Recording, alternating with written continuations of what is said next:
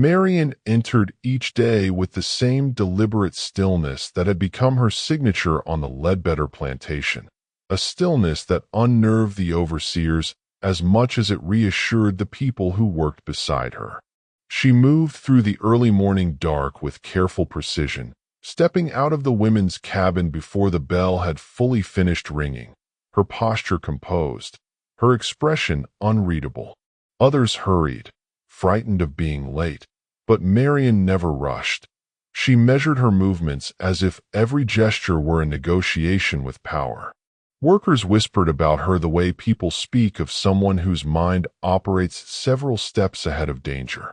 Some said she had a way of hearing threats before they were spoken. Others believed she saw patterns in the overseer's behavior that most people missed. Even the men who supervised the fields kept a cautious distance, for she was the sort of woman who did not break easily, and cruelty, when inflicted upon someone with her kind of spirit, often revealed more about the perpetrator than the victim. To the overseers, that made her dangerous. To the enslaved community, it made her necessary. Her intelligence did not present itself loudly. She rarely spoke in meetings of the field hands, and did not try to inspire or lead. Instead, she observed, memorizing routines, noticing who limped after punishment, keeping track of which men carried keys to which buildings, and recording every change in behavior that might suggest danger. She had the uncanny ability to gauge an overseer's intentions from the way he adjusted his coat or the speed with which he walked across the yard. Workers relied on her silent warnings, a quick touch on someone's wrist before roll call, a brief shake of her head when a question from a white man carried hidden traps, a whisper to keep a child indoors on a day when inspections felt imminent. None of this resembled open defiance. Yet these intangible acts formed a quiet resistance, an understanding that survival required more than endurance. It required strategy, timing, and the memory to track the decisions of those who believed themselves superior. Marian possessed all three. Before her arrival, the Ledbetter plantation had operated with its usual mechanical brutality, but nothing about her background had been recorded in a straightforward manner.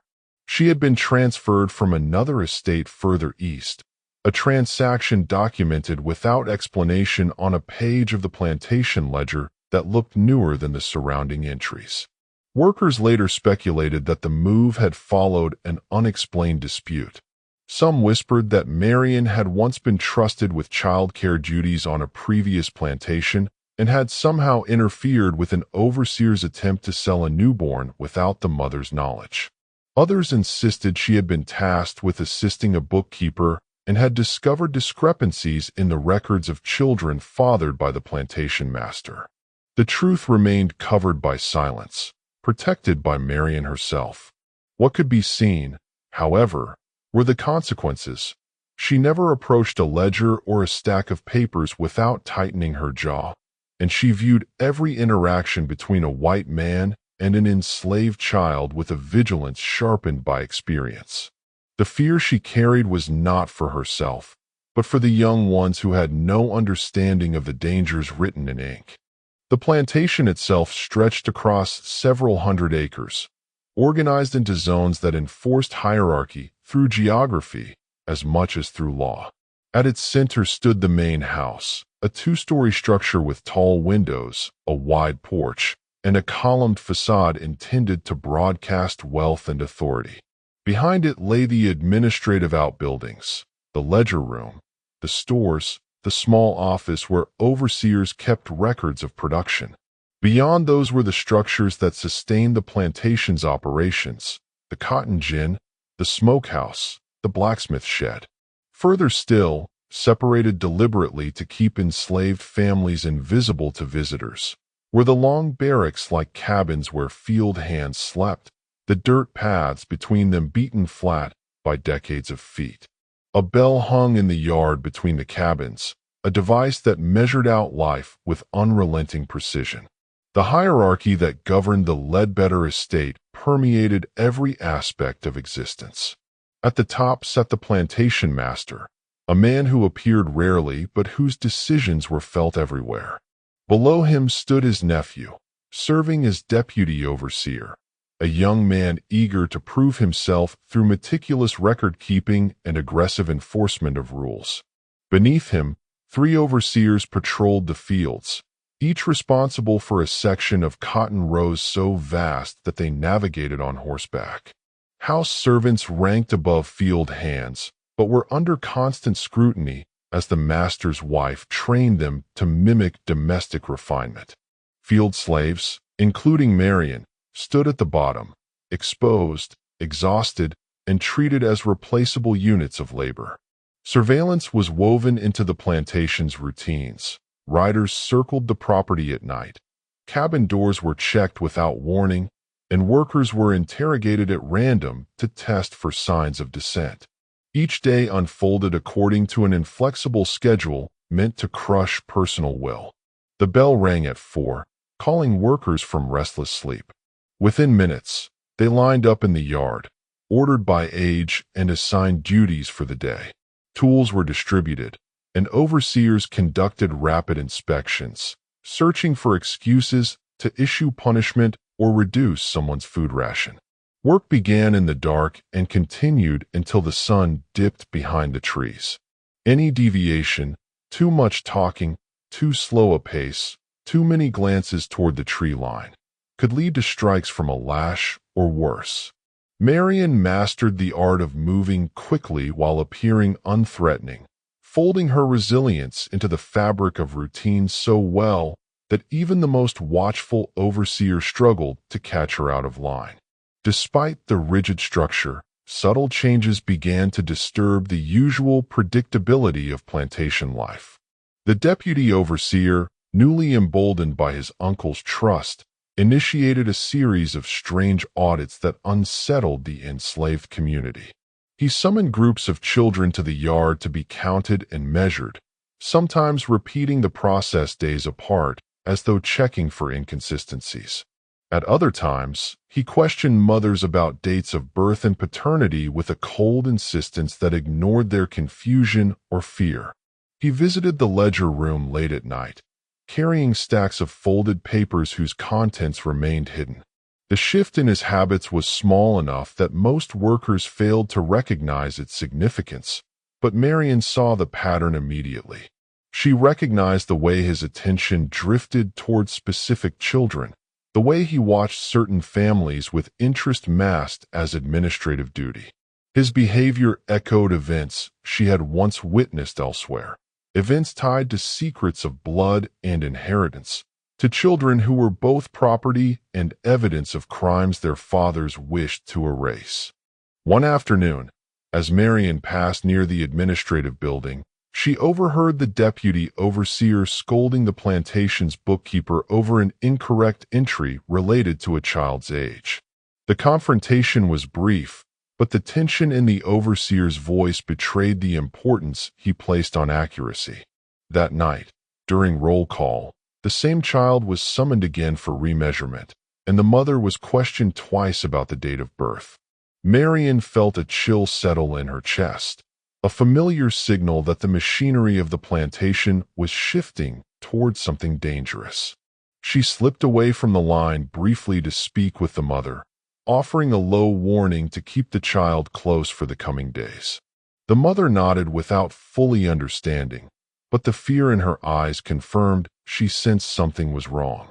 By the end of that week, the atmosphere across the quarters had transformed. Whispers spread quietly, carried through open cabin windows after dark.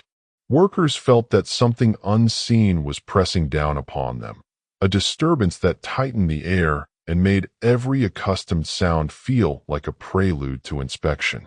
Marion walked through the rows with heightened awareness, scanning not for snakes or tools, but for indicators of decisions being made in distant rooms, decisions that would ripple outward and shape the fate of the most vulnerable. She had no proof yet, but she could read the signs the way others read weather. The unusual visits to the children's quarters, the increased attention to family groupings, the way the deputy overseer's eyes never stayed long on any adult face, but lingered on the faces of the young. For most workers, the fear remained vague, an unformed dread with no clear cause. For Marion, fear had a shape. It carried memory, echo, and warning. She knew the meaning of mistakes in birth logs. She knew why men of power cared so much about children's ages. And she knew the first tremors of a pattern that would soon pull the entire community into its center. In the days that followed the deputy overseer's sudden interest in the plantation's children, the faint disturbance that Marion had sensed began to take on clearer contours, though only she seemed able to interpret them. Her past experiences, shrouded from others for their own protection, had trained her to watch for the smallest deviations in routine, the subtle shifts in tone that forecasted danger more precisely than any spoken threat. The plantation continued to function with its relentless order, but beneath the surface an undercurrent of apprehension threaded through each day, pulling tighter as the deputy overseer intensified his examinations. Workers noticed he walked with a notebook now, recording comments after speaking to mothers, pausing to study the children in ways that made even the youngest grow quiet. Most dismissed it as another obsessive habit of a man desperate to prove his competence. Only Marion recognized the purpose behind the scrutiny. She recognized the desperate precision of someone searching for discrepancies that could be turned into justification for removing a child from his family. During the mornings, the tension remained muted under the weight of labor. The field hands were clustered into long rows, each person spaced far enough for overseers to watch movement, but close enough to hear each other's breath. The rhythmic sound of hoes striking soil filled the air, blending with the cicadas and the low groans of the oxen pulling carts. Overseers rode back and forth, shouting corrections and threats. Punishments were swift.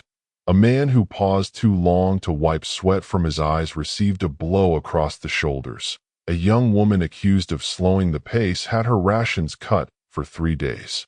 Yet even within this oppressive framework, the enslaved found ways to speak.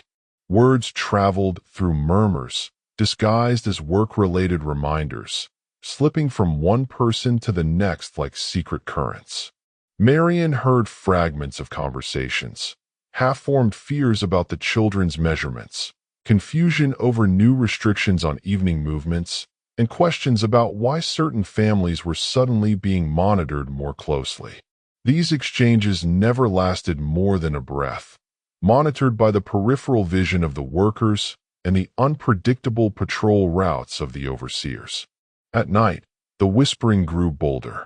After the bell signaled the end of labor, families returned to the cabins, gathering around dim lanterns or shared fires. Children played quietly, too drained to stir trouble. Adults huddled close, their voices hushed but urgent. Songs floated from cabin to cabin, melodies chosen for their hidden messages more than for comfort. Some tunes warned listeners to stay alert. Others advised caution in speaking to certain individuals. Marion participated little in these gatherings, positioning herself at the edges where she could observe the shifting expressions of fear and resolve across different families. She noted who grew silent when certain names were mentioned, who turned away when the topic of record-keeping surfaced, and who seemed suddenly eager to please the overseers. She carried these observations like beads on a string, fitting them into the larger pattern forming inside her mind. One evening, as the sun dipped behind the tree line and the air cooled just enough for people to sit outside their cabins, Marion noticed 2 children being escorted back from the main house by a house servant. They walked slower than usual, their shoulders slumped, their eyes unfocused. The servant's face was tight, and when she released the children into their mother's arms, she avoided all eye contact. The mother asked what questions had been asked, but the children only shook their heads, unable to process what they had heard. Marion approached gently, asking nothing directly, simply resting her hand on the mother's arm as a gesture of solidarity. Later that night, She overheard that the deputy overseer had been inquiring about the children's resemblance to certain white men. It was not the question itself that alarmed her. She had heard such insinuations many times before, but the tone in which it had been asked, methodical, probing, intent on establishing some official justification for reclassification or removal. Her past burned through her thoughts, a memory she could not erase no matter how many years passed. She had once watched a child taken from his mother on the basis of a single line in a ledger, a line that claimed the boy had been born on a date that made him old enough to sell legitimately, though everyone in the quarters knew he was younger. The overseer insisted the ledger could not lie. When the mother protested, she was beaten so severely she could no longer stand. The boy was taken to another state, and no one ever heard from him again. That incident, more than any other, had taught Marion the deadly power of ink. It had also taught her the necessity of intervening before records could be weaponized. Her vigilance deepened with each passing day. She took note of where the deputy overseer stored his notebooks, how long he lingered in the ledger room, which children's names he repeated when speaking to other white men. On one occasion, she paused near the well, pretending to adjust her scarf, while listening to him ask the bookkeeper why certain ages seemed inconsistent with the last census. She watched the bookkeeper stammer and thumb through pages, clearly unaware of what information the overseer sought. Her chest tightened at the realization that he was searching for a pattern linking biological fathers to certain children, a pattern that, if discovered, would expose secrets the plantation's master needed hidden for the sake of his reputation. The workers around Marion began to feel the weight of her unease even before she spoke of it. They noticed the way she glanced toward the cabins where young children slept, how she drifted closer to mothers during meal breaks, how she counted the children in the fields with a subtle flick of her eyes. Her silence became a signal of its own. When Marion grew quiet, others instinctively followed her lead. Fear sharpened into awareness. Men stopped lingering near the gin house at night. Mothers held their children tighter when overseers approached. Even the children learned to move cautiously under the deputy overseer's gaze, though they could not articulate why. A turning point came when one of the younger women, Ruth, approached Marion during a rare moment between tasks, her face pale with anxiety. She confessed in a trembling whisper that the deputy overseer had asked her directly whether her youngest child had lightened recently, hinting at a suspicion about paternity. Marion's pulse thudded in her ears. She considered the possibilities, the overseer testing boundaries, probing for weakness, or gathering evidence to support the removal of a child he believed might cause scandal if his lineage became widely known. Marion had seen this logic before. A white man fathered a child with an enslaved woman, feared discovery, and attempted to sell the child to distance himself from accountability. The shame was never his. It was forced onto the child and the mother. Marion felt the old fury rising in her throat, but she forced her voice into a calm warning, instructing Ruth to keep her child indoors as much as possible, to avoid the deputy overseer, and to answer no questions without another adult present. Her warning did not go unnoticed. That same week, Marion made the calculated decision to approach the ledger room during the brief transition between work shifts. She moved as though delivering tools to the nearby shed, but her attention honed in on the open window near the back of the building. Through it, she could hear the shuffling of papers, the scratching of a quill, and the deputy overseer muttering to himself about discrepancies. She paused long enough to catch a fragment of his words. Same date, unlikely, must confirm, transfer possible. Phrases that confirmed her worst suspicions. When she stepped back, a loose board creaked under her foot, and she froze. For several seconds she waited, measuring the silence inside. When no footsteps approached, she retreated, her heart pounding but her resolve hardening. That night, she felt compelled to act. She met quietly with Thomas, an older man trusted by nearly everyone in the quarters. He was known for his experience and level-headedness, for the steady judgment he had developed after decades under white men's rule. Marion explained what she had heard and what she feared.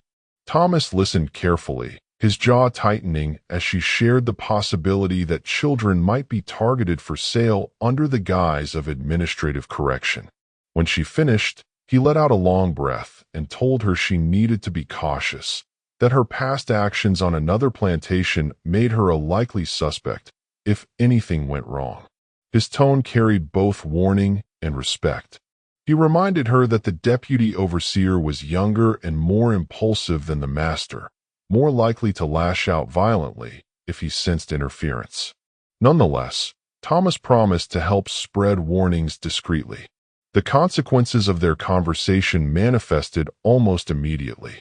The following day, one of the mothers, panicked by the rumors now circulating quietly among the women, kept her son home from the fields, claiming he was sick. When the overseers noticed his absence, they dragged her outside, accusing her of withholding labor. Marion watched as the woman begged them not to question the child, insisting he was feverish and unable to stand. The overseers dismissed her plea and forced the boy outside anyway, exposing him to a grilling about his age, his father, and his previous assignments. The child trembled through his answers, and Marion felt helpless fury twist inside her as she watched the scene unfold. That evening, she found the mother crying behind her cabin, torn between relief that the boy had not been taken and guilt that her attempt to protect him had exposed him to greater danger. Marion sat beside her, offering quiet words and a steady presence, though she knew that comfort was a thin shield against the forces gathering overhead. The slow build of tension continued across the next weeks, thickening with each unusual interaction between white men and black children. The deputy overseer now visited the cabins more frequently, sometimes under the pretense of checking cleanliness or counting blankets, but always glancing at the children in a way that made their mothers shiver. The community's routines began to shift in response. Children played less outdoors. Families positioned older siblings near younger ones as a protective buffer. Night gatherings became shorter, their conversations more pointed. The songs changed, too. Melodies once used to pass messages about moon phases or weather warnings now encoded advice on hiding children, keeping quiet, or misleading overseers with practiced innocence. Amid this unraveling, one decision marked the moment the tension crossed into irreversible territory. Late one night, a teenage girl, Naomi, slipped from her cabin to warn her aunt that she had overheard the deputy overseer discussing the possibility of relocating a small group of children to another property for what he termed inventory clarification. Naomi's exact phrasing was frightened and confused, but the meaning was unmistakable. The overseer was planning to take children away, likely those whose appearance or recorded ages raised uncomfortable questions. By dawn, this information had spread through the quarters like a spark in dry grass. Marion realized that, although the community had not yet fully understood the scope of the danger, they were now caught in its trajectory. She felt the weight of what must come next pressing down on her, a choice shaped not by courage alone but by memory, responsibility, and the terrible knowledge of what happened when no one intervened soon enough. Her past had returned, not as a ghost, but as a lesson, and now that lesson demanded action, even if the risks could tear her world apart. The weeks that followed carried a kind of tightening that everyone felt long before anyone dared give it a name. The air across the plantation changed its weight, as if each morning brought with it a pressure that had not existed the day before. Marion sensed the shift most sharply at dawn, when the line of enslaved workers formed under the half-light, and the overseers counted them with a new slowness, their eyes tracing not just faces but expressions, injuries, absences, even the faint tremor of hesitation. Routine checks became inspections. Inspections became interrogations. What used to be casual glances at children lingering near the cabins transformed into hard stares and sudden questions about ages, birthdays, fathers. And through all of it, Marion felt the deputy overseer's presence like a shadow that could not be outrun. His new audits now extended into areas he traditionally ignored.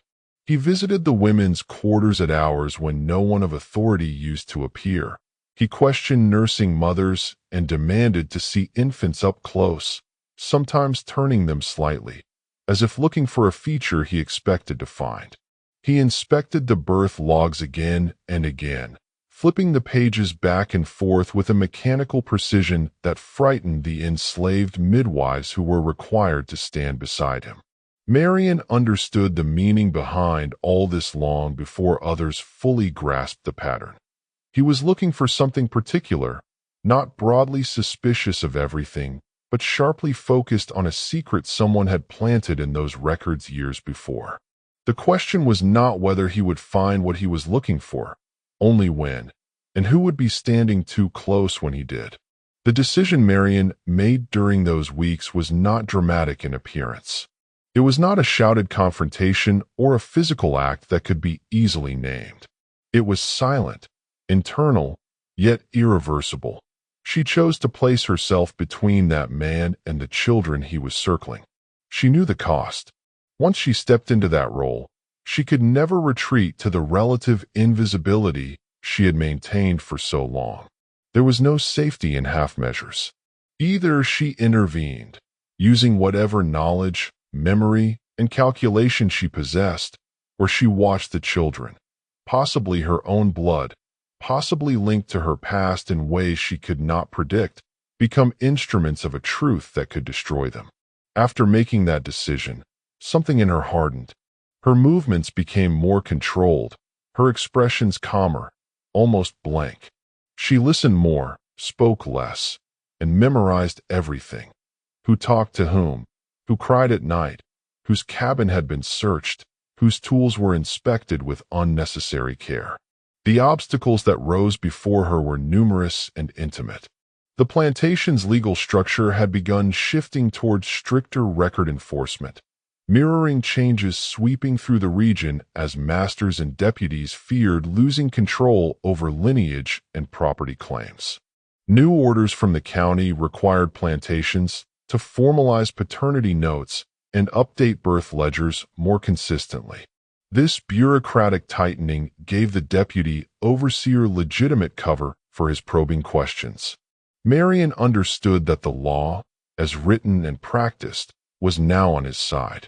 Any interference she attempted could be described as insubordination or concealment. And if another enslaved person betrayed her, whether out of fear, desperation, or the hope of small privileges, she would be isolated quicker than she could react. Surveillance, too, had grown more sophisticated. Night riders passed twice instead of once. Cabin checks extended deeper into the darkness. The overseers walked through the quarters without torches sometimes, waiting to catch lowered voices or the faint shuffle of someone hiding papers or small objects.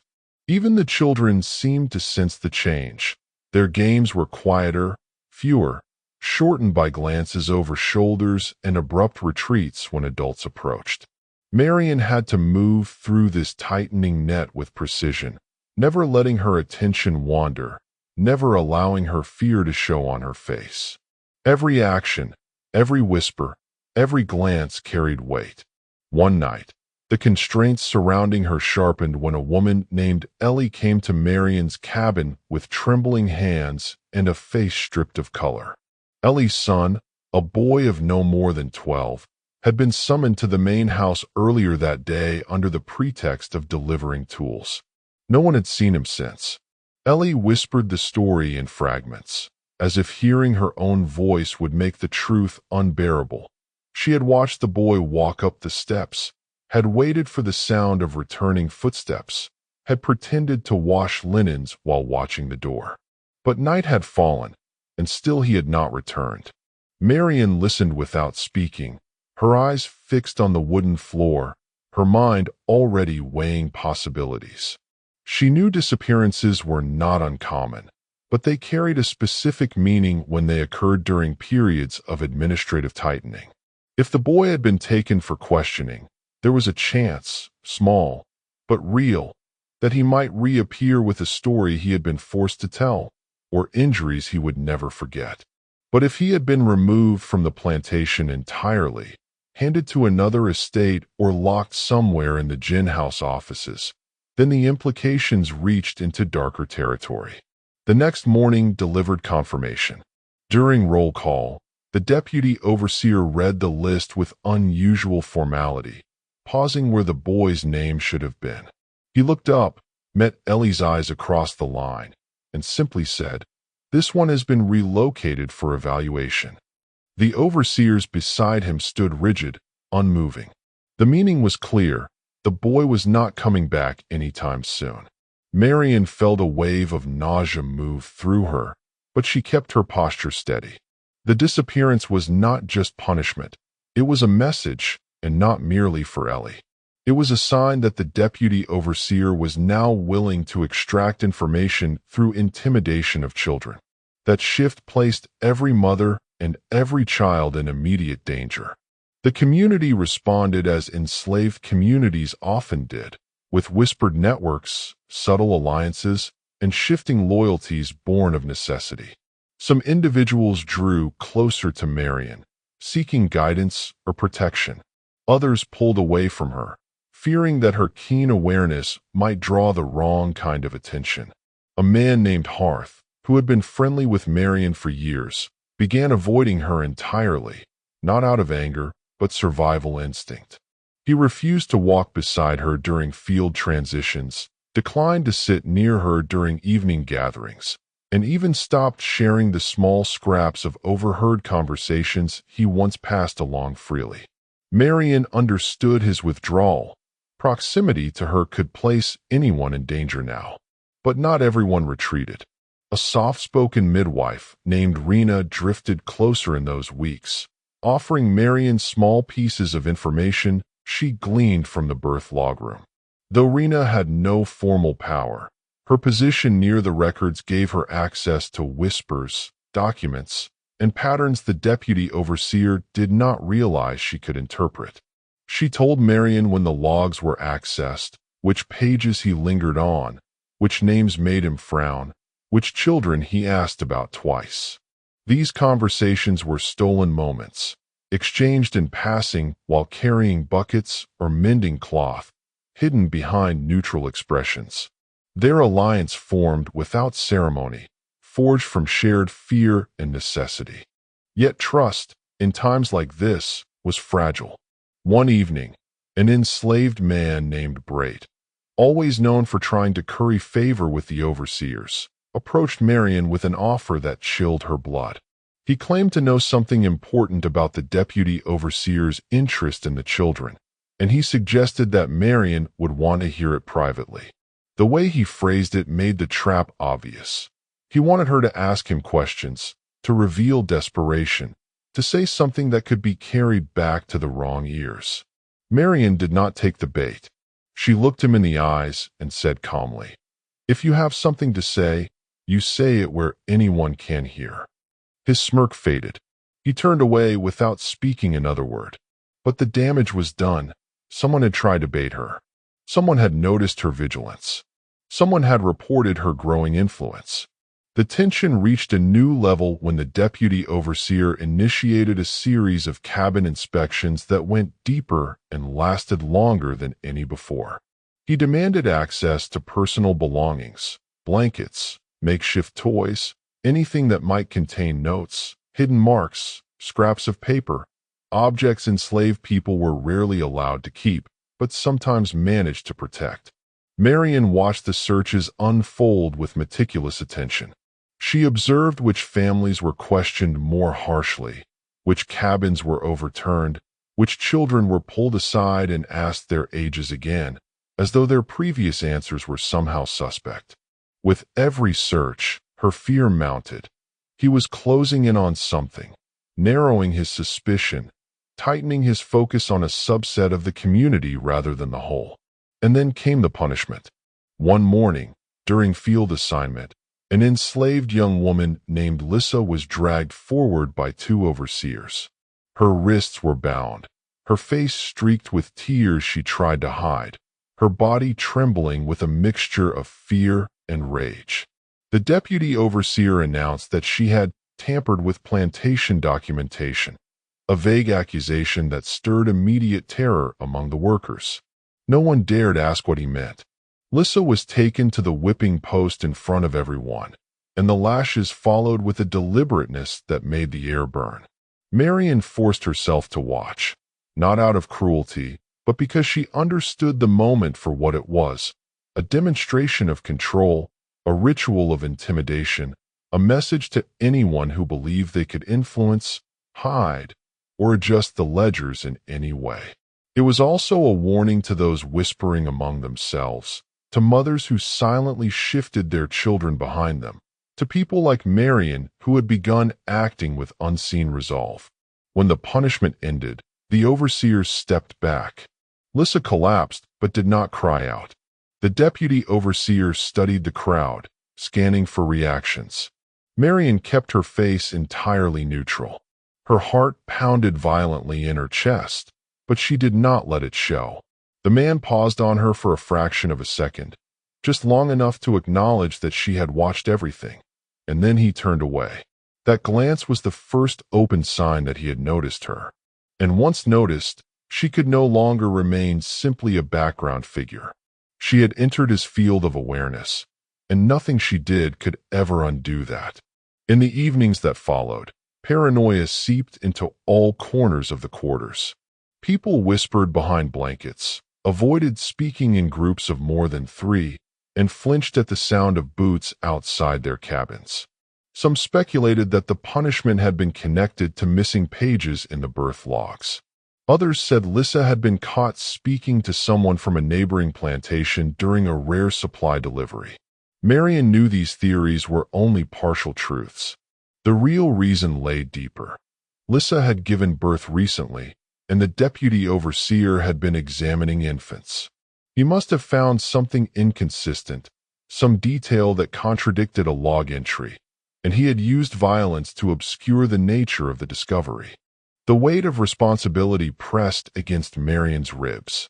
Each night she lay awake, listening to the quiet sniffles of frightened children in nearby cabins, hearing the strained breathing of adults who slept lightly, waiting for boots, for shouting, for searches. Her decision to protect the children grew heavier by the day, not because she doubted it, but because she recognized what the cost might eventually be, not just for her, but for those who trusted her silently, those who saw her as the one person who noticed the patterns early enough to act. The turning point came 3 weeks after Lissa's punishment. A new inspection was announced, this time focusing exclusively on children between the ages of 6 and 14. The announcement alone caused panic, quiet panic, but unmistakable. Mothers held their children tighter. Fathers looked away, unable to hide their dread. Marion felt the shift like a blade across her skin. The deputy overseer had narrowed the scope. He was homing in on something tied specifically to lineage, to inheritance, to a secret embedded in the birth records. Marion understood the stakes precisely. If he discovered the pattern he was seeking, the children connected to that pattern, knowingly or unknowingly, would become instruments of a claim, tools in a legal or personal battle, or victims of a purge meant to erase inconvenient truths. That night, for the first time in many years, Marion made a choice that carried immediate and irreversible consequences.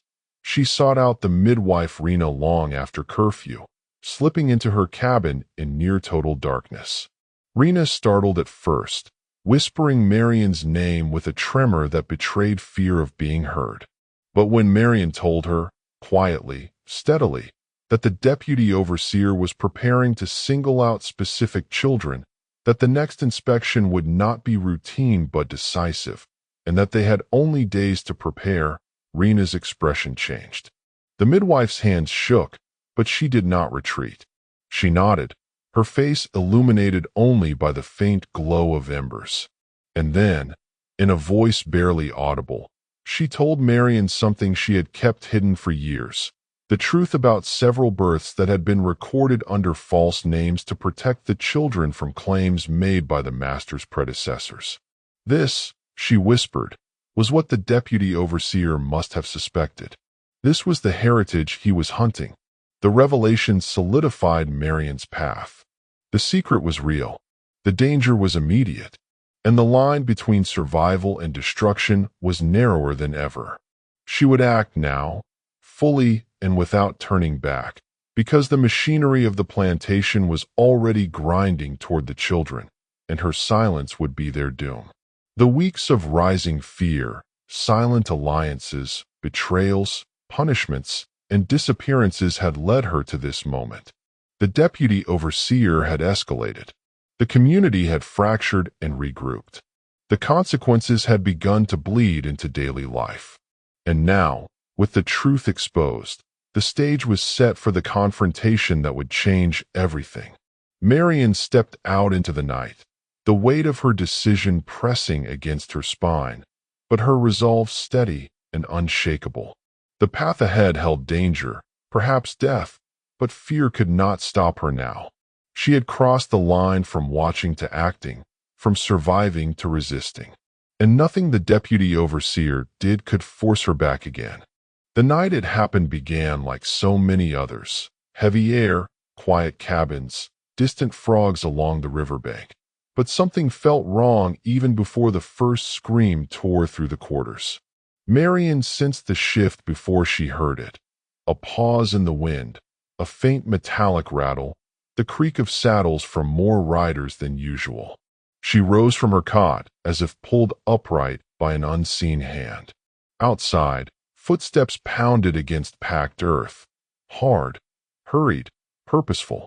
Then the lanterns appeared, swinging in the dark like floating embers, followed by the unmistakable shapes of night riders moving in a tightening formation. They fanned out between cabins, boots striking the ground with rehearsed precision. Marion had known this moment would come, but she hadn't expected the sheer force of it.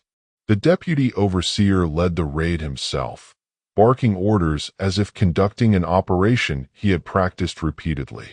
He shouted for mothers to bring out their children, for all cabin-born under 14 to step forward, for infants to be accounted for immediately. Panic spread through the quarters like fire. Mothers clutched their children mechanically, frozen between obedience and terror. Fathers stepped in front of doorways, though they knew resistance would be punished. Babies woke crying, startled from sleep by the violent light of torches shoved into windows. The raid was not random. It was targeted with extraordinary precision, focusing on the cabins Rena had warned Marion about.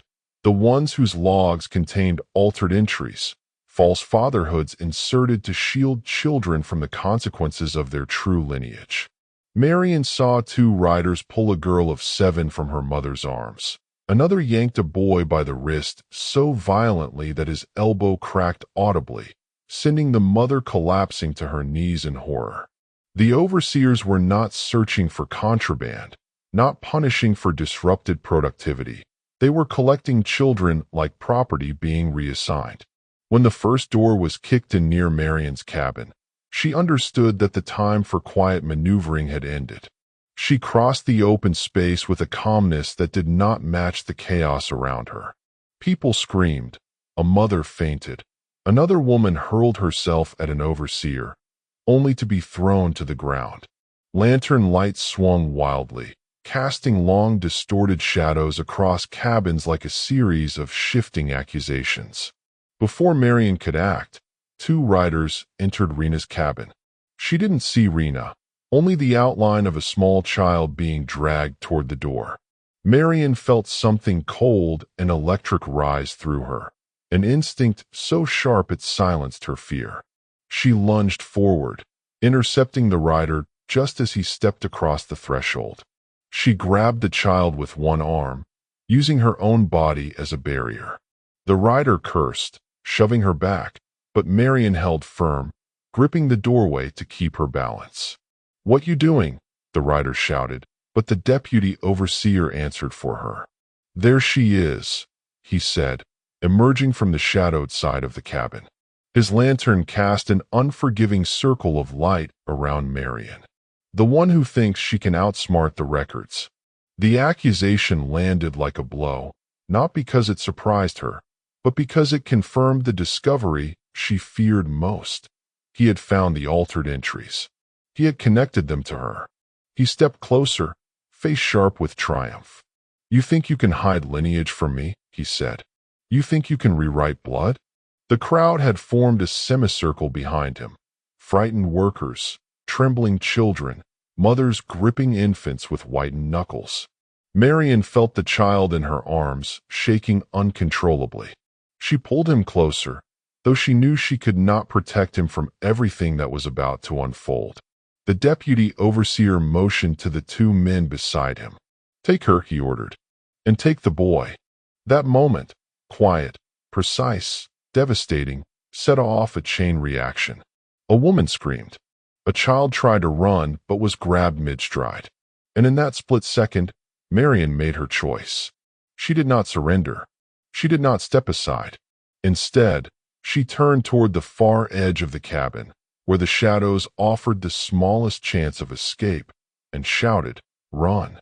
Not just to the boy in her arms, not just to the children behind her, but to all who could hear. Chaos erupted instantly. The boy slipped from Marion's arms, darting into the narrow space between cabins. Two other children ran after him. A mother seized the moment, shoving her daughter toward the darkness. The overseers lunged forward, swinging lanterns and clubs. Marion threw herself into their path, slowing them just enough to give the children a few extra seconds. A lantern smashed beside her feet, igniting a brief flare of fire on the ground before being stamped out. But the deputy overseer was faster than she anticipated. He grabbed Marion by the shoulder and struck her across the jaw so hard she hit the dirt, vision exploding in a shock of white. She tasted blood, metallic and thick. When she lifted her head, the deputy overseer was shouting orders, directing riders to seal off escape paths between cabins. A child screamed from somewhere near the well. The sound twisted through Marion like a knife. As boot steps thundered around her, she pulled herself upright. Pain radiated down her neck, but she forced her legs to move. She had no illusions about escaping herself. The raid was too coordinated, the riders too many. But she could still cause confusion. She could still buy time.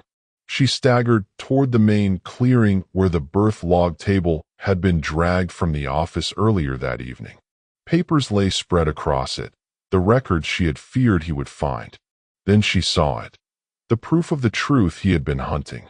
Several ledger pages had been ripped from the binding and pinned under a heavy stone to keep them from blowing away. Even from a distance, Marion recognized Rena's handwriting. Names crossed out, ages altered, paternity fields blanked or reassigned. And beside the ledgers lay another document, one Marion had never seen before. A personal letter. She recognized the master's handwriting. The deputy overseer saw her looking. He strode toward the table, grabbed the letter, and held it up like a trophy. "You think I didn't know?" he shouted at the crowd. "You think I couldn't see what my uncle did here? How many he impregnated? How many he passed off as field stock?" A wave of horror passed through the enslaved workers, not at the revelation itself, for such truths were whispered often enough, but at hearing it spoken aloud by someone with power. The deputy overseer slammed the letter down. "He made them heirs," he said, voice shaking with rage. "My own blood, born in these cabins, hidden in these records. And he thought he could deny me my inheritance." The truth hit Marion like a blow. This was no audit, no moral crusade, no administrative tightening. This was a personal vendetta. The nephew had not come to expose injustice. He had come to erase evidence of his uncle's children so he alone could claim the estate. He had been searching not for error, but for competition. The implications snapped into place with brutal clarity. The children he sought to seize were his kin, his half-brothers and half-sisters, and he was trying to sell them away to clear the bloodline. The realization fueled something fierce and uncontainable in Marion. She stepped toward him, ignoring the overseers who moved to block her. Her voice broke through the noise. "You're selling your own blood." The deputy overseer froze. His eyes locked on her with a coldness that felt almost inhuman. "They are property," he hissed, "and property does not inherit." Before Marion could respond, a struggle broke out to the left. One of the older boys, around 11, tried to run. An overseer grabbed him by the arm, but the boy bit his wrist hard enough to draw blood. The overseer howled, lifted the child, and slammed him to the ground. The impact left the boy limp. A woman screamed, the boy's mother, and she threw herself forward only to be beaten back with the butt of a rifle. The blow split her cheek open, blood pouring down her dress. Everything shattered then. The fragile order that had held for decades collapsed under the weight of fear, rage, and exposed truth. The riders lost coordination as more enslaved workers pushed forward, not as an organized revolt, but as a desperate instinct to protect their children. A man hurled a stone at an overseer's horse, sending the animal rearing. Another grabbed a lantern and smashed it against a wagon wheel, flames licking upward.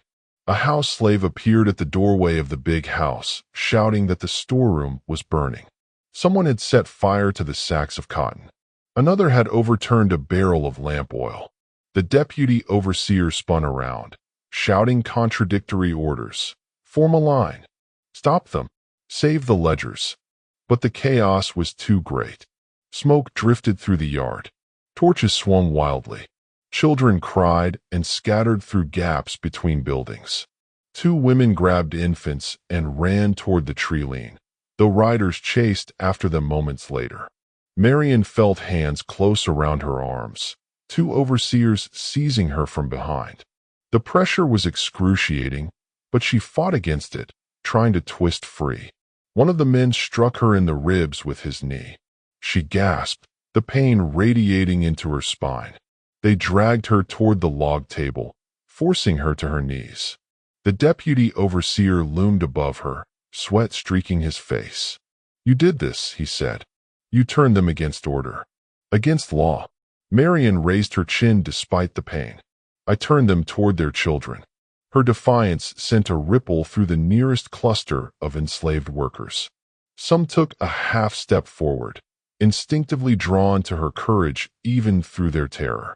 The deputy overseer saw it and reacted with fury. He grabbed the nearest ledger and hurled it into the growing fire near the cotton sacks. The pages curled and blackened instantly. Another overseer threw a stack of records after it. The deputy overseer turned back toward the crowd, pointing at Marion. "She's the reason your names will vanish," he said. "She's the reason none of your children will be accounted for. She destroyed your protection." But the accusation fell flat. The people surrounding him were no longer listening to his justifications. Their eyes were fixed instead on the burning ledgers, records of births, families, histories, stolen and rewritten across generations. Watching those pages burn was like witnessing both a death and a liberation. The system that had cataloged them as property was devouring itself. Then, amid the smoke and shouting, a voice rose from the back of the crowd. "Rena." Her voice was cracked but steady. "You lie," she said, stepping forward despite the blood on her hands. "You destroyed those records long before tonight. You're the one who hid them. You hid them because they tell the truth, that your uncle fathered children here. That some of these children are kin. That you're afraid of them." Gasps moved through the crowd. The deputy overseer lunged toward her, but a cluster of workers closed ranks, blocking his path. Not attacking him, just standing between him and the midwife. The act was small but unprecedented.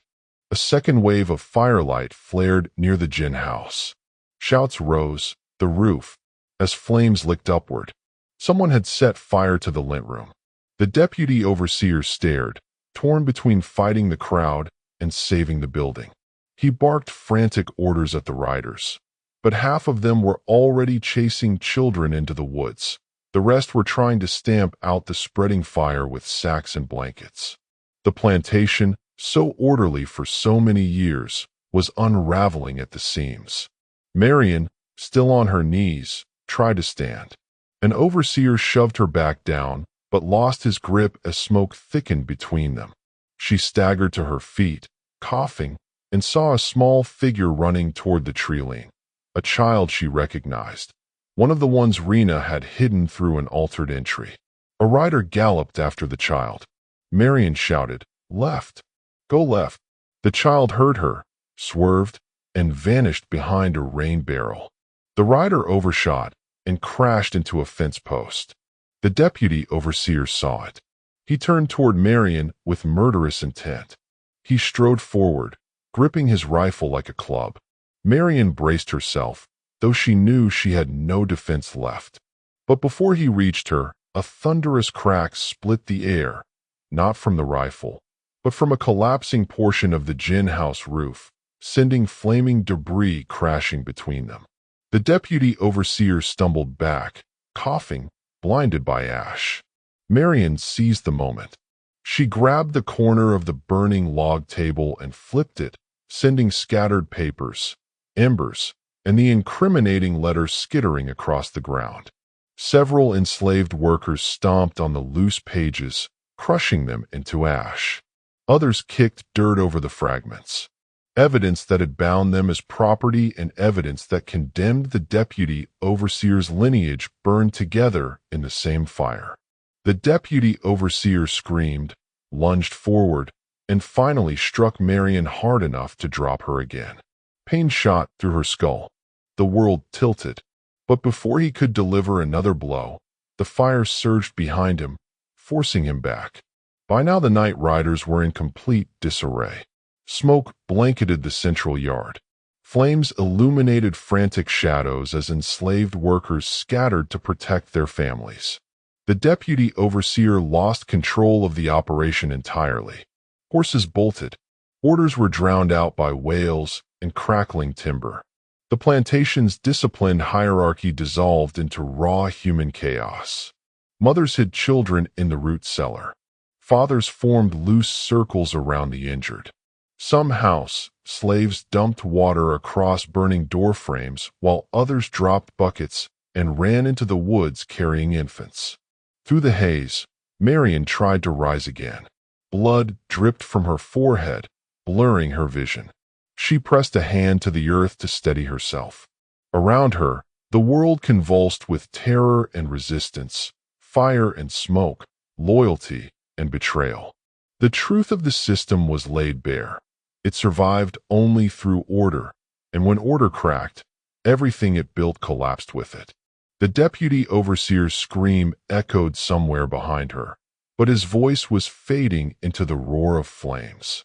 Marion's breath trembled as she forced herself upright once more. Children were still running. Mothers were calling names. Sparks drifted through the air like burning snow. The climax had arrived. Not a single moment, but a chain of them, overlapping into a night that would be remembered in fear and whispered in fragments for generations to come. And Marion, battered but unbroken, stood in the center of it, witnessing the collapse of a world that had held her captive her entire life. The order of the plantation was dead. The consequences of this night would not spare anyone, and the aftermath would carve itself into every survivor's memory like a scar. But for now, for this one night, truth was not hidden, and fear was no longer silent. The night after the raid felt longer than any night the plantation had ever held. Even those who had managed to hide their children did not sleep. They sat in their cabins with their backs against the walls, listening for hoofbeats or the crack of a lantern being kicked open. Mothers rocked empty arms, swaying instinctively even though their children had been taken hours earlier. Fathers crouched in silence, their hands knotted between their knees, their faces bowed not in prayer, but in a numbness too wide for language. Marion's name was whispered but not spoken fully, as though to do so invited attention from the patrollers circling the cabins. Some asked quietly whether she had survived the beating they had heard. Others asked whether the diversion she created had saved their children or doomed them. No one knew yet. Only the overseers, moving like shadows between the buildings, stepping into cabins whenever they pleased, dragging out whoever looked suspicious, seemed to have any certainty. They spoke loudly of consequences, of new rules, of punishments that would be lengthened and sharpened. Their lantern light passed through cracks in the cabin walls like blades. By dawn, everyone knew Marion had been taken to the smokehouse, one of the two places on the plantation where the worst punishments were carried out. Those who had passed by heard a single cry earlier in the night, cut short by something heavy. No one expected to see her again. But the strange truth was that her absence did not silence the community, it hollowed it. Those who had relied on her sense for danger, her subtle instructions, her almost uncanny ability to read the minds of overseers, felt newly exposed, unsure which habits to continue and which might now lead to suspicion. Her fate, whether death or relocation, became a shadow hanging over every step they took. Some believed she had been killed and buried quickly to avoid any further unrest. Others insisted the master would keep her alive long enough to extract the full story, to learn exactly how she had manipulated the records and how many children she had managed to hide. Across the morning, the cabin doors were thrown open one by one as overseers conducted their final count. This time there were no polite pretexts. Children were pulled from beds, examined, questioned. Mother's words were dismissed, father's explanations ignored. Anyone who hesitated was hit. Everyone understood the purpose. The deputy overseer's crimes had come too close to being exposed. The master had taken control personally, stepping out of the big house for the first time in months, surrounded by armed riders. His voice hard as iron as he announced that the plantation would return to order.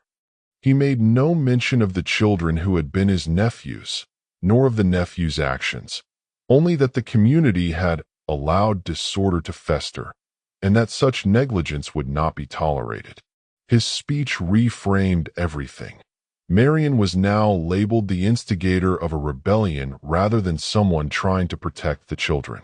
The missing pages in the ledger, the burned fragments of the birth logs, the inconsistencies she had created were framed as malicious schemes rather than desperate acts. The enslaved workers, hearing this new narrative, understood instantly how history on paper would be written and how the truth of what had happened would sink beneath that surface. Rumors spread quickly, not among the enslaved, who already knew the truth, but among the white families of neighboring plantations. Word traveled in ways the master could not fully control. Merchants who had seen riders leaving the plantation at night, patrollers who had been pulled into the search, women who overheard fragments of heated conversations at church gatherings. They all contributed to a quiet but persistent murmur. Some claimed there had been a revolt, others that a group of enslaved men had attempted escape and taken children with them, others still that a ledger fire had destroyed a decade of records. The closest anyone came to the truth was a traveling peddler who told another plantation owner that the nephew of that Alabama gentleman had gotten too involved with the colored women, and now the whole thing's blown open. But such a statement died quickly. White society had no desire to pursue proof of such accusations, because doing so would unravel far more than one man's reputation. And so the rumors stayed soft and shapeless, enough to stain the plantation's name, but not enough to alter anything of substance. In the weeks that followed, new rules were established. Children were kept in closer proximity to the quarters designated for them. No one could visit another family's cabin after dark without permission. Night gatherings were forbidden entirely. The bell that signaled morning labor was now accompanied by the presence of 2 armed riders, ensuring no one lingered. Even mealtime was shortened. Some workers were moved into smaller groups so they could not coordinate whispers as easily. Those suspected of helping Marion were tied to posts in the yard, beaten so severely that some could not return to work for days. The punishment continued until the master believed fear had replaced memory in the community's mind. For families torn apart, the world had permanently changed shape. Some children were hidden in nearby swamps, passed secretly to free black families living on the fringes of settlements, or smuggled north by traveling preachers who posed as evangelists. Others were taken and could not be recovered, sold quietly in distant counties where no one knew their origins. Mothers who had lost their children stopped singing at night. Fathers who had been forced to watch the seizures stopped speaking unless absolutely necessary. The community had seen tragedy before, but this was different. A targeted removal, a cleansing of evidence, a deliberate attempt to rewrite lineage. Many understood that the attack was not only an act of violence, but an erasure. Marion's own fate took longer to surface. Those who worked near the smokehouse reported that she had been kept alive, though barely, for several days. She was interrogated about the ledger changes, about who else had been involved, about the exact location of the children she had hidden, about whether she had received information from outsiders. She refused to speak on any of it, even when beaten to the brink of unconsciousness. What frightened the master most was her silence. Not just the refusal to confess, but the possibility that she had passed information to others that he had no way of discovering. Eventually, when she could no longer stand, she was taken away under guard, loaded onto a wagon, and sent to a different property owned by the family. Whether she survived the journey, no one on the plantation ever learned. Some believed she died on the road. Others whispered she survived, but was never again able to work, becoming another unmarked body buried in a faraway field. What remained was the sense that she had given everything she had to reroute the fate of children who were not all hers, though many suspected at least one of them was. In the months that followed, the master ordered all existing birth records to be rewritten. He personally oversaw the new ledgers, instructing the overseers to list certain children under different mothers or to omit their fathers entirely. The deputy overseer's involvement was erased so thoroughly that even his personal belongings were removed from his room. He left the plantation under the pretense of seeking new appointments in another state. But those who overheard the departure said he appeared shaken, pale, and desperate to avoid the eyes of anyone who might guess the truth. His uncle sent him away not out of punishment, but to shield the family name. The crimes were not acknowledged. They were simply redistributed, turned into silence. Years later, long after the plantation changed ownership and the Civil War reshaped the very land it sat on, fragments of the truth resurfaced. A discarded notebook found in the attic of the old overseer's quarters contained half-burned pages with children's names scratched into them, some crossed out, others rewritten in a different hand. A letter discovered in the belongings of a traveling preacher told of a woman of fierce spirit who hid the young ones from the devil's men. A man who had escaped north retold the story in an abolitionist meeting, describing how a ledger woman had outmaneuvered a corrupt overseer, protecting children who were his own blood. Oral testimonies collected decades later by historians included references to a woman named Marion, though the details varied. Some said she had been a midwife, others a record keeper, others a survivor of 5 beatings. Yet all agreed she had tried to save children from being sold, and that her silence under torture had bought enough time for others to conceal what truly mattered. When researchers attempted to reconstruct the plantation's history from its surviving documents, they found discrepancies so large they could not be explained by clerical error alone. Birth years shifted abruptly. Entire family lines vanished in a single season. Fathers were listed as unknown even when multiple testimonies suggested otherwise. The pattern pointed toward a deliberate alteration, an erasure done not for profit, but for protection or concealment. Marion's name never appeared in the ledgers, but the gaps lined up with the period when she had lived there. Those studying the plantation's past recognized that someone had acted within the records themselves, bending the archive to shield the vulnerable. It became clear that the truth survived not because documents preserved it, but because people passed it on in stories, memories, whispered histories shared across generations. As the narrative reaches the modern era, the viewer, imagining this as a documentary, would hear the narrator's measured voice over faded photographs of the plantation grounds. The camera might linger on the brick ruins of the smokehouse, the rusted hinges of the punishment posts, the fields grown wild, the dirt paths where riders once patrolled.